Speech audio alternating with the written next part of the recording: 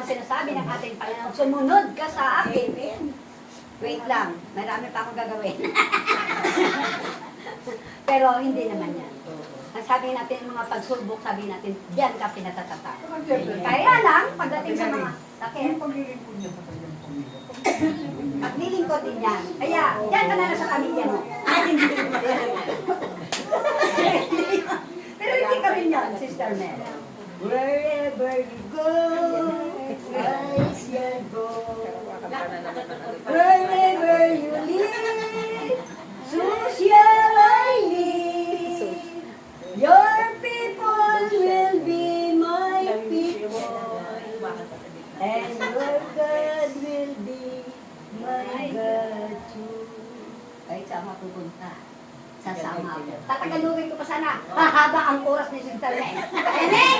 Muli po palakpakan po natin ang ating buhay na Panginoon. Maraming palakpak! Maraming palakpak! Maraming grasya! God is good! All the time! Now and forever! Praise the Lord! Okay, lumako na po tayo sa ating pagbasa. Sino ang hihirangin na magbasa ngayong araw? Okay, yung ating provincial coordinator. Ayan, kumayo po tayo mga kapatid.